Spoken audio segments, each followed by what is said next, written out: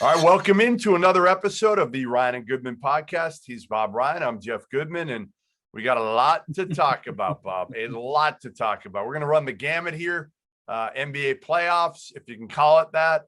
I don't know if we can call it that with the play. Well, I do. I know it's the play-in, and it's a different category with nonsense. It's the extended playoffs. I know it. Is it just this? Isn't it just about this?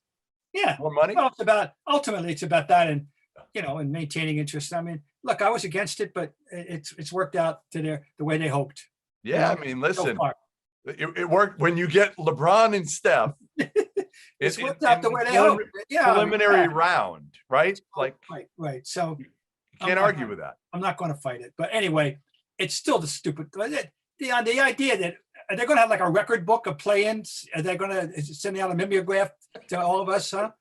We know that Tatum holds the record now. Yeah, we know that. He does. We'll get to that in a minute. We'll get to Tatum's 50 in a minute, which I was there for. But let's start with Steph and LeBron. Last night. And listen, early on, it looked ugly, but you knew LeBron wasn't going to be rusty for long. And he comes back and wills them to victory, hitting a shot where he saw three rims. Bob, do you believe my number one takeaway is the game was won and lost in the third quarter. In the third period, when they turned it over, immediately they put Schrader on the line for 4 gimme free throws. Immediately the lead's 13-9, single digits, mental barrier, crossed. And then they start turning it over. Now, whether they turned it over because they're just sloppy, which historically they have been, even when they were great, or the Lakers turned up the D, more likely it's a combination of both. And certainly Golden State didn't respond to the challenge if that was the case, and gave up the easy basket and put the Lakers. And then they came back after that. The Lakers actually took the lead one possession, and the Warriors extended it back out and had gained control of the game again. All right, that's number one. So that's my number one take. They lost in the third quarter, which historically the way they play, they've been sloppy and at times, and it cost them. Period. So again, the part that I'm annoyed about with the play-ins is like, okay, you know what? It should be, if you want to do something, just do the 8-9. Just do the 8-9 and the winner's in and the loser goes home. That's Steph shouldn't get another shot here. Like, that's it. You should be home now. Like, that's the part that annoys the 4 teams in it. I don't know who came up with that one. I mean, I'm not going to paraphrase. I'm not going to channel my inner LeBron and anything on that regard to the nature of this thing. But I don't know how they came up with this format. It's a little fakakta format as far as I'm concerned. You like that, huh? So I haven't used that one in a while. But anyway, you don't hear that very often. No, you don't. Well, yeah, I'm an old guy. What am I going to do? But anyway, you're right. I agree with that. Okay. By the way, let the record show that LeBron was standing on the R of the word center, as in Staples Center, when he launched that shot, which is officially, by the way, on the map. If you look it up, that's called Curryland. Yeah, sure is. And he shot from Curryland. An average shooter at best in his career. And so are you buying? Well, first of all, how good of an actor is LeBron? When he got hit by Draymond, like, how good are you believing he couldn't see? You don't think he was looking at 3 rims and he chose the middle one? I think as you get older, Bob, you tend to exaggerate a little bit. I think our mutual powers of logic lead us in a direction that there was some thespianism going on. Yes. Now the younger and more naive members of the audience might take LeBron at face value, but I don't care who it is. It doesn't work that way. It just doesn't work that way. If you really couldn't see, you couldn't. I'm sorry. But fine. I don't care. It was a lucky shot. It was a lucky shot. Shot clock's going down. He throws up a heave. It goes in. Hey, it was right. It was a shot clock heave that could have happened on any shot clock wind down in the game. Would have happened to be at a propitious moment. And anybody can anybody can luckily make a shot now and then. Now, I say this, I'm sure if we annotate, we'll find out that he's had more than his share of big baskets at the end of clocks or near end of games in his time. But it isn't his thing necessarily. It is Steph's thing. Steph hit one at the end of the half. Oh my God. Which was a great, yeah. And that when he hits it, you're like, yeah, he meant to do that. Like it's scripted, whatever. When LeBron hits it, you're like, he can create his own space for his eyes open. That's what you say when LeBron hits one of those. But the fact that it was the great one, the player, and not, no offense, not Contavious Caldwell, fine. It was still, the game wasn't over. It was 58.2 seconds. A lot of basketball to be played. So the Warriors had their chances. All right, I want to get to my vent. Okay. One of my age-old theories is that every referee at every level of basketball, starting with youth, should have to pass a one-question pass-fail quiz before he or she is allowed to officiate that game. And that question is, why am I here? Why am I here? And my answer to that question is that I am here to adjudicate the smooth flow of the game. I am not here to prove to you that I know every comma in the rule book and that I will apply the rule book uniformly no matter what the circumstance of the game. I will be a strict constructionist showing you how damn smart I am that I read and memorized the rule book. Okay. So what am I getting at? You don't make that call on Draymond Green for a brushing little setting the pick at that moment. Yeah. If you make it in the first quarter, I'm upset. If you make it in the fourth period, whatever, I am livid. Yeah. That's not a call you make. That's a marginal BS call. Let it go. And right. You know when it then. Yeah, I don't like to when people are like, well, a call in the first quarter is a call in the fourth quarter.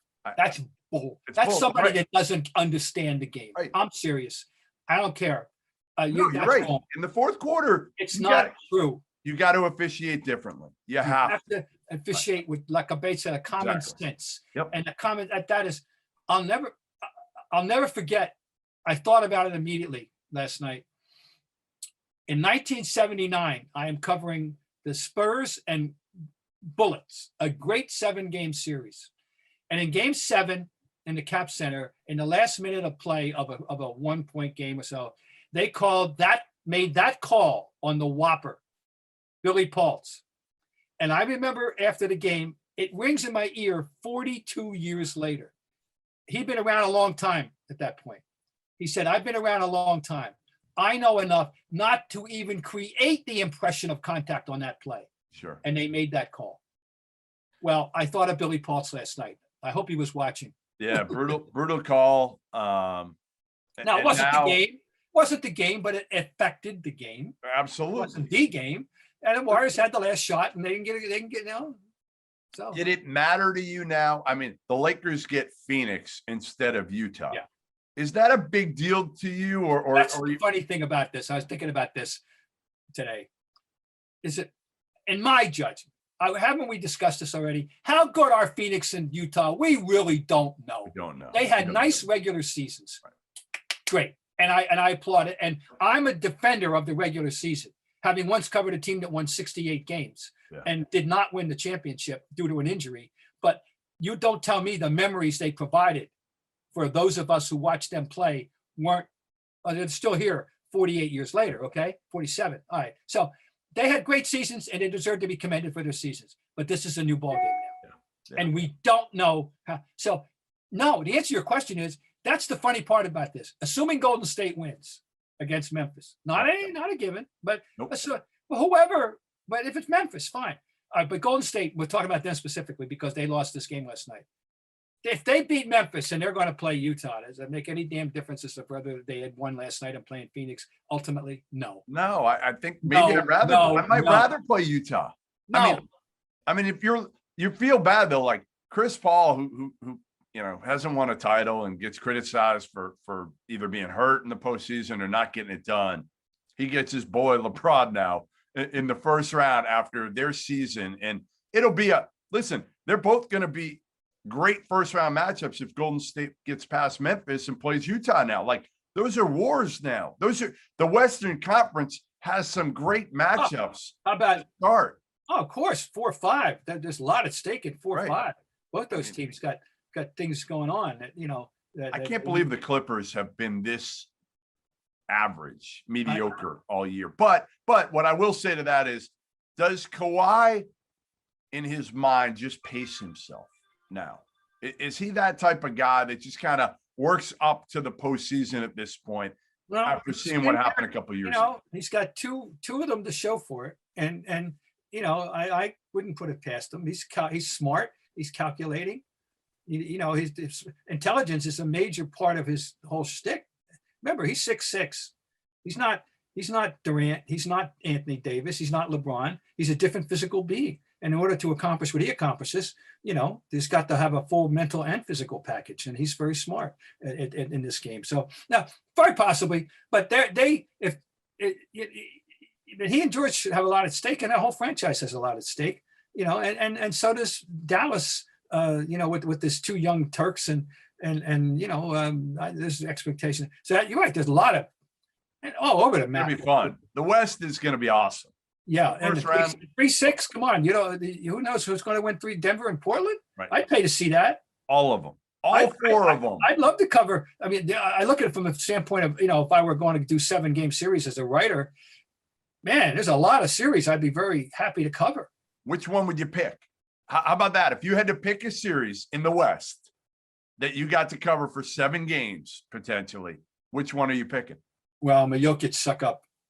Yes, you are. Yes, you are. I'm afraid that would be that. I'm a Jokic guy. And you haven't seen him in person ever. Never. Yeah, I'm strictly a TV guy and a convert, because when I first heard about him, but anyway, I'm a convert. And you know who told me about him?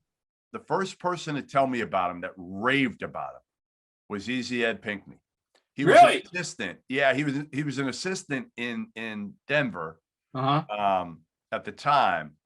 And he said to me, we were talking before a game. It was on the road somewhere. I can't even remember what arena we were in.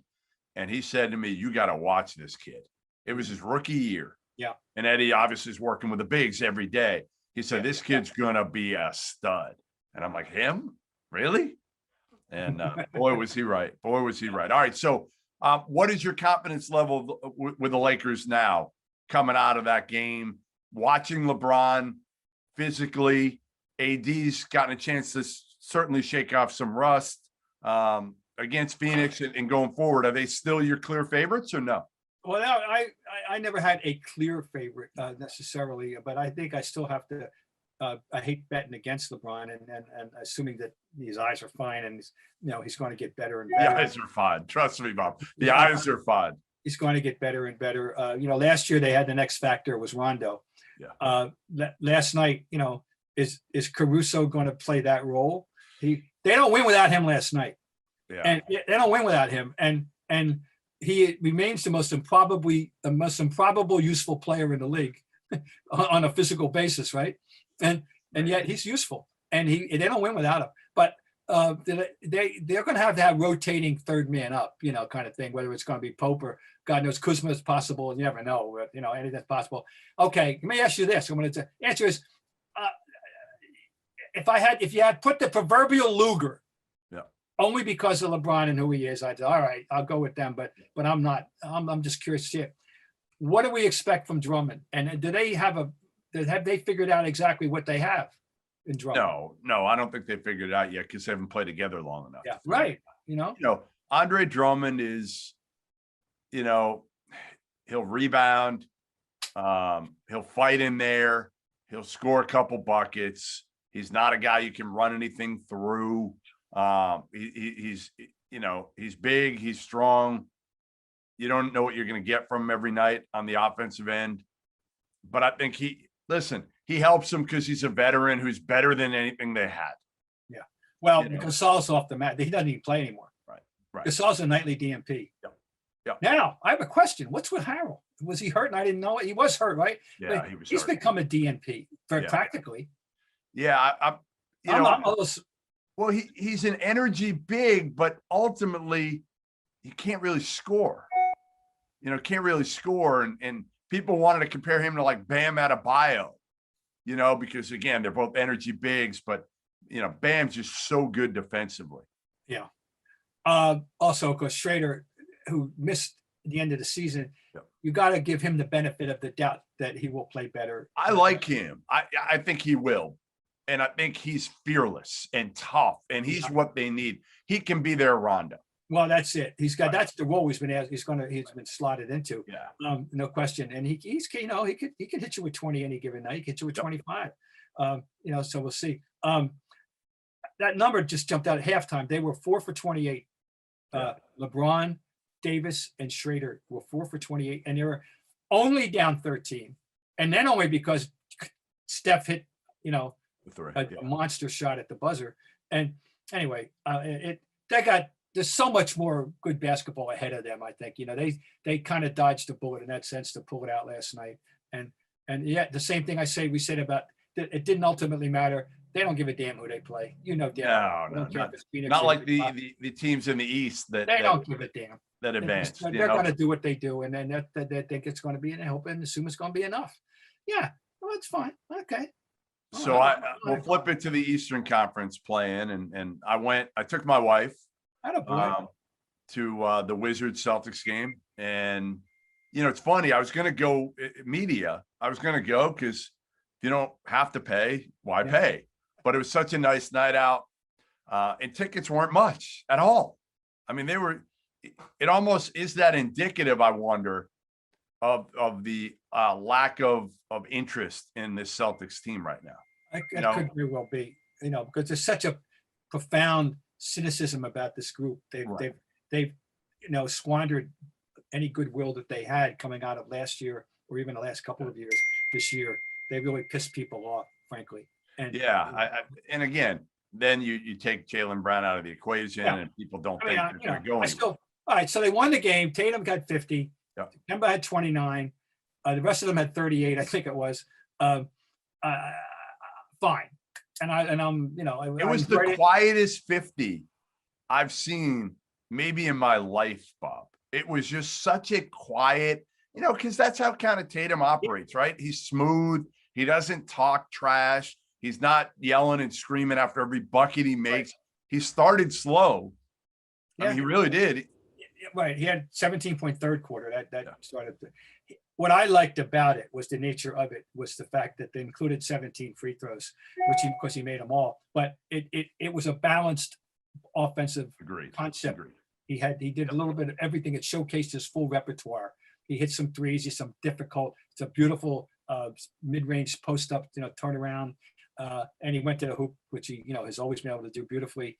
But he balanced everything out to get those 50. And I like that. That's the way he can play, and I want him to play. And people always ask him to play, not fall in love with one thing or the other, but, balance it out. And it seemed very casual and comfortable, and it wasn't piggy. I've seen piggy, everything's 20. No, he wasn't shot hunting. Like, it wasn't like he was forcing it. And I actually came away saying, like, I don't even think it was like his A game. Honestly, I really don't think it was his A game, and he had 50 points. So I don't know what the way fine. They won. I'm glad they won. And I think that told us really, if you were total dead neutral, and I said the following: was this game more about the Celtics or the Wizards? Yeah, the Wizards just don't. This is a team came, barreling down the stretch, 17-6. They were dead in the water. They got in. Westbrook's magnificent every night. Yeah. Beal, though, wasn't himself. We know Beal. He couldn't move. You could see at times he's grabbing his hamstring. Yeah, so there you go. And Westbrook would have needed a superhuman effort to pull him through. You know what it was too? You know what I thought a big key was? I don't know how many. I can look back as we're talking, but Rui Hachimura picked up 4 or 5 fouls as quick as I've seen a player pick up.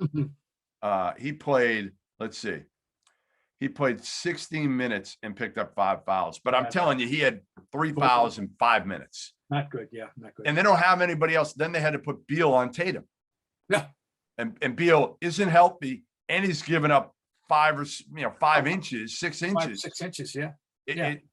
I mean, Tatum, that's when Tatum started to get going, is Beal couldn't, on switches, couldn't get out on Tatum, and Tatum had far more space to operate with in the third quarter. So I still listen.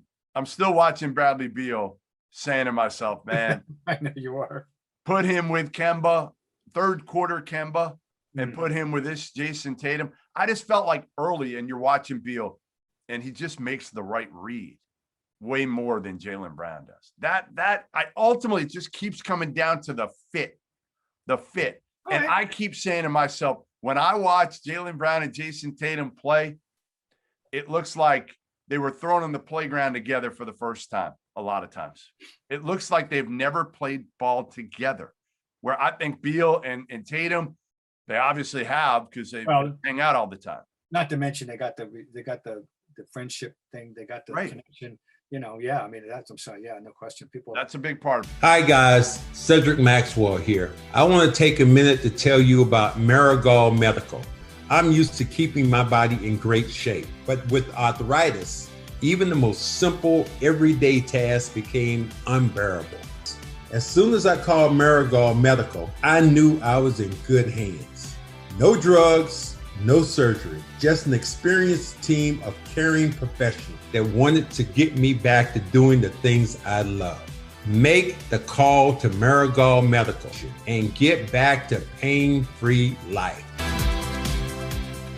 All right, so what chances do you give the Jaylen Brown less Boston Celtics against the big three, KD, Kyrie, and James Harden? And how much is this gonna piss you off to watch Kyrie run roughshod on the Celtics? My goal is win one game, salvage some dignity, and I think that the bet is that they'll sweep. The Celtics get a game, fine. I'll be happy. Anything over that is total house money. And I'm I know people hate that phrase, but I love it. And they're playing, to me, the whole thing's house money now. So win a game, be great. But I don't 50-50, they can win a game at best. I think that's about it. That team crushed them during the regular season, and I don't see any evidence that it's going to change dramatically in the playoffs. Yeah, listen, I'm with you there, and to me, again, it's about if Tatum can be a star in this series. Right. And what else are you going to see? What else? For me, it's honestly more about the Brooklyn team and how they're going to look and how they're going to use this series to honestly get prepared for the next one. Yeah, no kidding. They're still work in progress in terms of this unity thing. There's no question about it. Everyone knows it. This is their opportunity. So, and they're very fortunate that the Celtics at full strength they were better than, but now Celtics without Brown, with Rob Williams, who knows? He's hurt. Always hurt. Hurt all the time. I mean, the other night wasn't his fault. He had the classic. He came down on Tatum's foot. Is that what it was? I couldn't tell in person. He had the classic. I saw the replay. He came right down. This is like anybody playing pickup basketball. This is an injury that is always waiting to happen. Yeah. So yeah. It's just one thing after the other with Rob Williams. Yeah, hip and this and this and everything. And how reliable is he going to be? Which is why I still say, I know Celtics fans love him. He's got all the talent in the world, all the upside in the world. But you know what? Upside doesn't win you games. So unless you're on the court, I don't know. I think if I'm Danny Ainge, I'm absolutely dangling Robert Williams in the offseason and seeing what I can get for him in a package with, again, to me, I would do Jaylen Brown and Robert Williams for Bradley Beal. That's me. I know people think I'm nuts, and I wouldn't start there. I'd start with just straight up and throwing a first-round pick. But if I had to do it, if it was the only thing I could do to get Bradley Beal, I would do that trade. I would. All right. We've established that. We have established that. All right. What about Philly? And my theory on them is, Philly's gonna cakewalk in. Listen, whether they play Washington with a banged up Bradley Beal, or they're gonna play Indiana, and we don't know if they're gonna have Karis LeVert. They're gonna have the easiest series of anybody in the NBA. Yeah. So it's a matter of down the road. Philly, it seems to me that there was a good marriage of a group of guys who needed another boss. They needed another voice, Yeah. and a coach who needed another set of ears. Yeah. And they found each other. 100%. Listen, I love Brett Brown. I love him, but like he was brought in to lose games. He made it much longer than anybody thought he would make it. And I think ultimately he was put in an impossible situation, because when you're brought in to lose games like he was by Sam Hinkie, and Embiid's there from the beginning. And again, I always said part of the problem was Ben Simmons wasn't happy necessarily with the kid gloves treatment of Joel Embiid. That's what I was told by sources is Embiid could call his shots when he wanted to practice, when he couldn't. He was the franchise, and he was coming off 2 years of being hurt. Yeah. So they had to kind of play him that way. But, I just think it was one of those things where they just needed a change of scenery as much as anything. They needed a new voice, and nobody better, again, at establishing relationships and connecting people than one Glenn Doc Rivers. Yeah, no, of course I'm really, happy for him always. But it worked out really, really well. It has worked out well so far. So anyway, you're right. They're going to breeze through the first round, whatever it is. And then fun will start. Another series I'm very curious about is the 3-6. Yeah. Because, Miami are playing well. Yeah. Who knows? And that one. Well. And they have confidence against this particular foe. Oh, that's a different team. The Holiday is there, is not Bledsoe, and I'll understand that. But nonetheless, I think that Miami will enter this thing with it feeling very good about its chances. So, all right, let's move on to you went to something in person. I went to the Hall of Fame weekend with my daughter, and we had a very, very nice time. And did you stay both nights? Were you there Friday?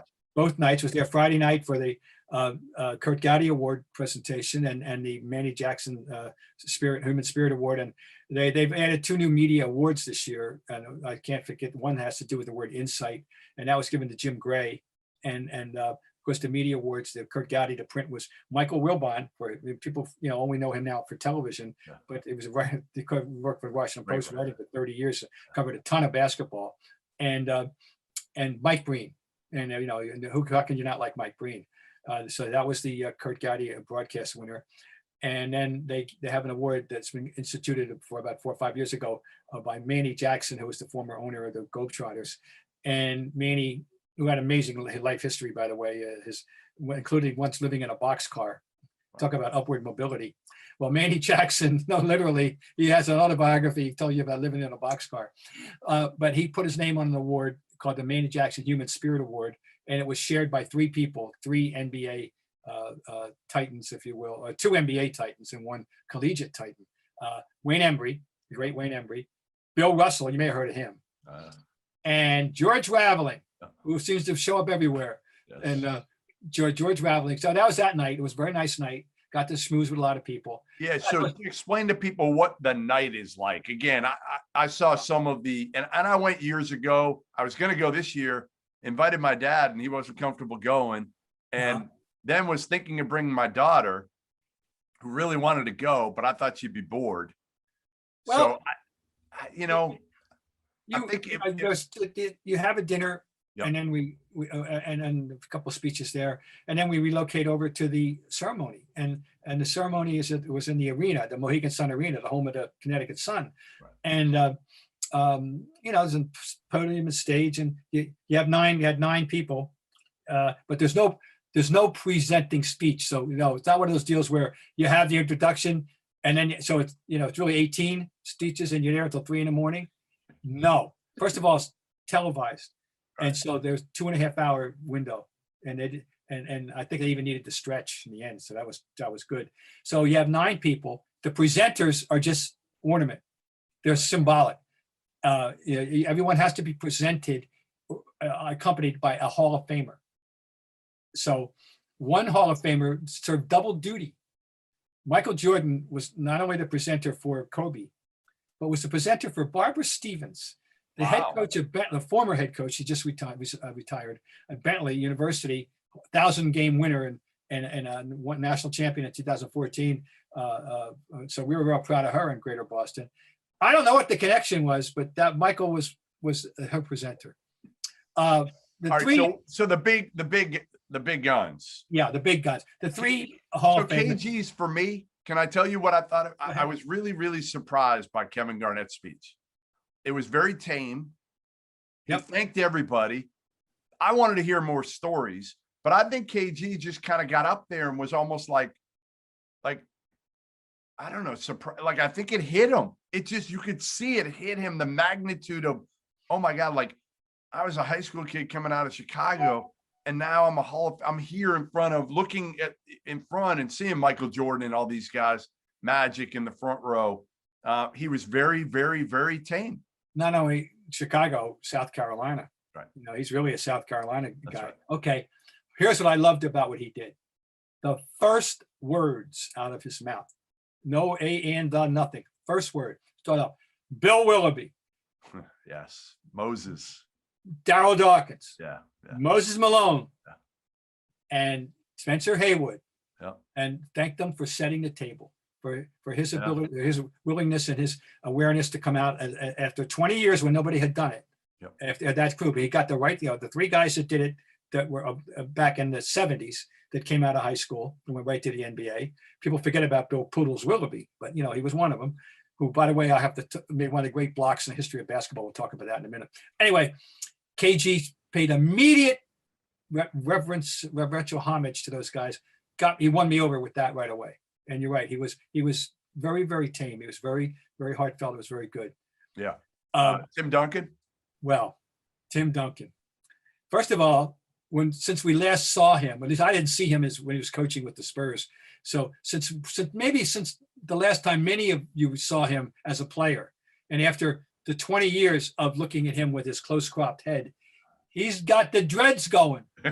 Yeah, it was He's cool. He's gone back to the island roots. Yeah. And the only person who did not wear a tie, but did the open look Ted Williams look, Yeah. and B, the only person who didn't work a speech from a prompter, but who winged it. He did. He winged it, Wow. and it was. I love that. I didn't gotta know what it tell was. you, And that takes. Listen, I admire it, and Tim and Duncan of all people. you didn't know what he was going to do. He didn't really want to be there. Seriously, even He down to never the, liked the media. He never liked dealing with the media. even down to the minute that he walked up the stairs. Yeah. He was sitting there, and he had his family, and little girl was playing, and they announced him. He goes, look, I went like, all right, I guess I got to do this. That's the look he had. Yeah. He got up there, and he was terrific, but he's gone back to the island. He's got the dreads, and he looked so cash. Yeah. But his speech was fine, naturally. Of course, we all know the background, Hurricane Hugo there, but we saw some great video clips of him as a swimmer, the Really? 12, 13-year-old. Yeah. So you know that. So it was fine. But How much was Kobe missed? Because Oh. I'm not lying. I'm not going to lie to you. Like, I think if Kobe had been there, I would have went. I do. I think part of it for me was seeing Kobe's. Like, I didn't think Duncan would be all that entertaining. I think it's been muted. If this had taken place in June or May of 2020, 3 months, 4 months after the fact, after this, when we're still in shock, we're still in disbelief. And I mean everybody who follows basketball, not to mention the people who are in that room, and that those specifically that had a relationship and for whom he met so much. Would have been heavier. It would have been different. Would have been a tougher night for all concerned. Would have been certainly a problem in a sense, unfair problem for Garnett and Duncan specifically. But it's a year removed. It's I think it made a difference in the atmosphere, and the air wasn't as heavy as it would have been. Okay, Rudy T steals the show. Did he? Who knew? He did. Rudy T. In what was a conventional, what are you going to do? It's like the Oscars. You thank everybody you ever met, although the world record for thanks was Allen Iverson. He thanked a trillion people. All right, that was so funny. Okay. He gave his tradition. It was a traditional speech and humble and fine and everything. And then as he's rounding third and heading for home, the mixed metaphors, the mixed sports here, and Robert Horry belongs in this Hall of Fame. and Robert Horry should be here, and Robert Horry should be standing, and he's doing it. And this is what Ted Williams did in '66 for the Negro League players, But yeah, who saw that coming? Rudy T went to bat for Robert Horry, and it was like a moment of whoa, everybody's going. Where did that come from? Yeah, right. So that was cool. All right, so my question to you, Robert Horry, does he belong? That is, if I were a lot of rings, Bob. 7. There's another. I honestly don't think. And it wasn't as if he was an insignificant contributor. We know of at least one phenomenally important shot, probably with at least 2 or 3, right? But we know the one, and without him making some of those baskets, they don't win. Plus, but I don't think he's a Hall of Fame player. I don't either, Bob. I'm with you. You know what's funny? What's funny is this: it was presented. I don't know how many years ago when the person that was the trivia question. The question was this: whose career would you rather have, Robert Horry or Charles Barkley? Ooh, and then this question was posed 8-10 years ago. And we see where you're going with this, right? And to me, I still would rather be Barkley. But you would? Oh yeah, I'd rather be Horry. Really, I'd rather be Barkley. I know how good. I don't know. Like, listen, all the attention and all that's great for but if you look at it from the core of, I guess, what you want to say, you should say Robert Horry. Now, again, if you're going through both careers, you're saying I'm the guy, right? I'm Barkley, I'm the guy, and everything like that. But man, yeah, winning. But winning should be the most important thing. What went through? Yeah, but he wasn't. He was very important, and I should say they don't win without him. But he wasn't the reason they won. Nope. He wasn't the reason. There's never the reason. So, but he wasn't as important as the guy. And it wasn't like Barkley was on bad teams. He wasn't on. Barkley had one great shot. He only had one great shot, and that was '93. And that 6-game series, including a triple overtime, and Phoenix, they had a shot. And they didn't get it done. And that's when Michael was out to prove. There were every time they set somebody up, Michael was going to outdo him. It was a Clyde Drexler. It was not who it was. It was someone else. Oh, Marley. At one point, Marley was. They got 2 of them on the Suns team, Marley and Barkley. By the way, in reference to the Robert Horry thing, who's sitting out there 50 feet or less in front of Rudy when he's doing this? Charles Barkley. And that's the first thing that went through my mind is that Rudy's up here is advocating and stopping for Horry, and the guy that was the part B of the what if question is sitting there. But all in all, I enjoyed the time. Of course, it's great to get to see people naturally, and I'm going to go next year. Next year, I'm going to go. I'll take my dad. Part of it too, if I'm taking my daughter, that means I can't go play blackjack probably at night. I hope they keep it in Mohegan Sun. Now they're going back to Springfield. They are. It's September 10th and 11th. Oh, the next one up. Have the quick turnaround. Yeah. This was class of 2020. Yep. Now we have class of 21. All right, quickly. The new inductees, the new enshrinees. Yep. Chris Webber.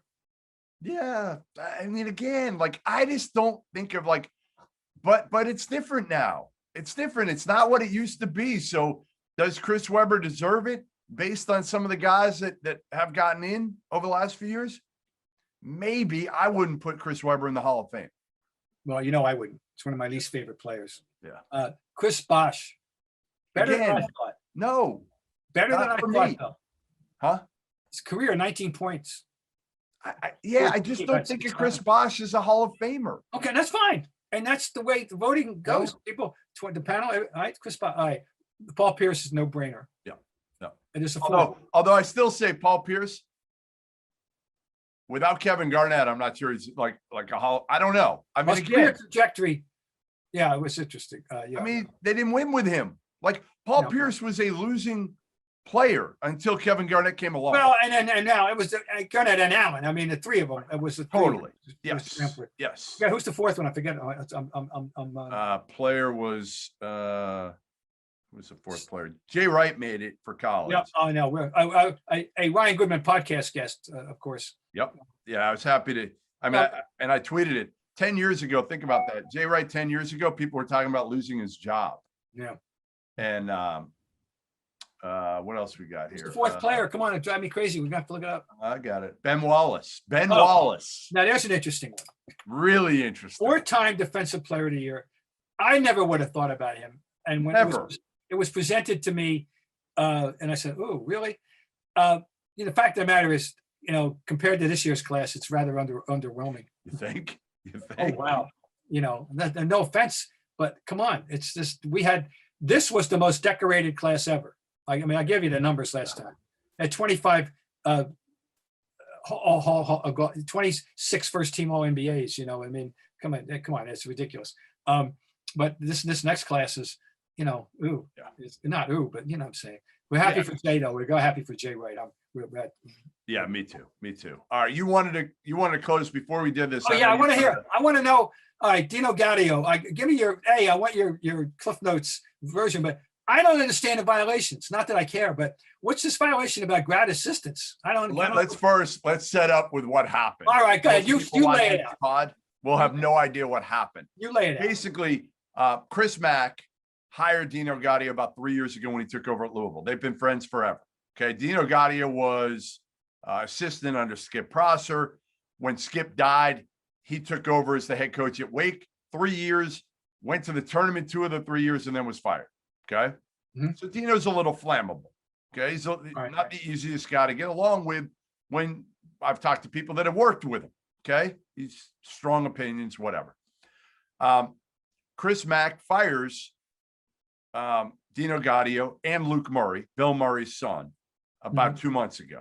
And it kind of came out of nowhere a little bit, but Louisville didn't make the tournament this year.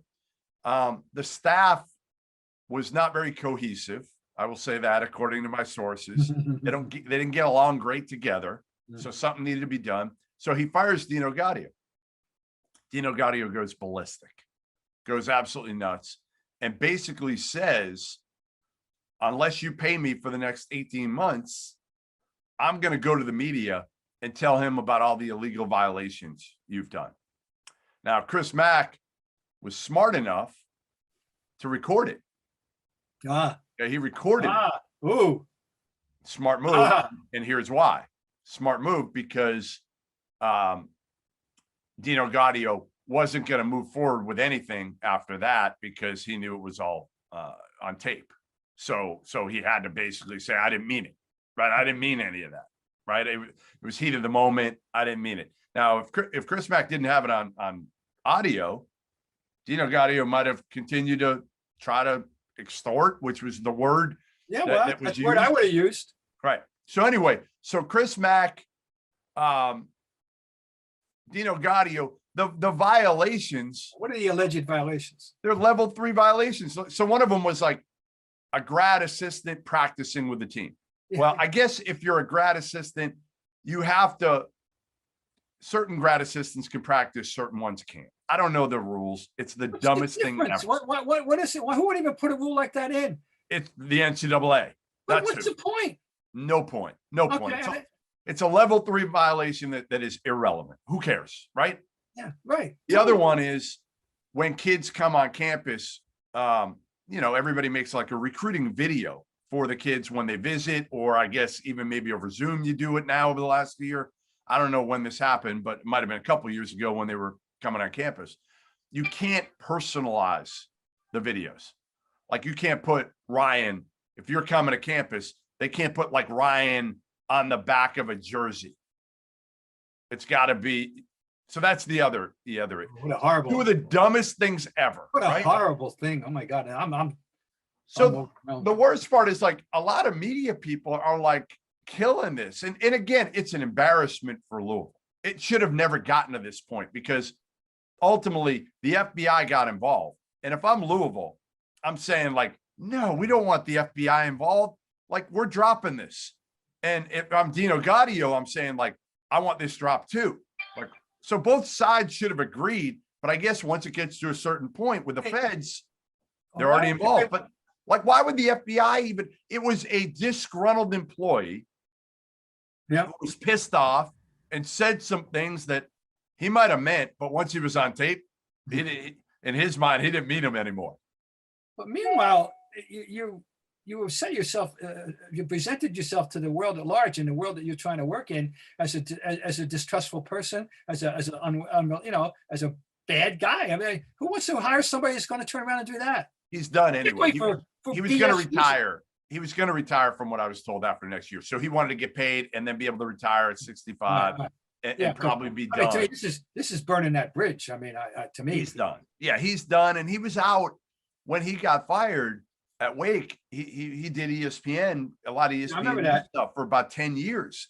And Chris Mack, being really close with him, hired him on. And I remember telling Mac, I was like, why are you hiring? Like, he's not going to get you players. He's 60 years old. He's been out for a while. He's not going to get you players. So anyway, yeah, that thing went. Okay. All right. Good. I wanted to air that out. That was interesting. I mean, certainly interesting. And again, Louisville people are, they're the butt of anybody's joke because they've had 2 extortions here in 10 years or so, whatever it's been, when Patino got extorted by the woman. So yeah, it's not pretty. All right. Well, listen, appreciate everybody joining us as usual. Ryan and Goodman podcast. We'll be back next week, and the real playoffs, NBA playoffs, will be underway next week, Bob. So we'll have a lot more to talk about, and we'll see how these series is. Again, Western Conference. I actually think most of the conferences, most of the series, even the Eastern Conference, are going to be intriguing. So can't wait to get going here once we get through the play-in round and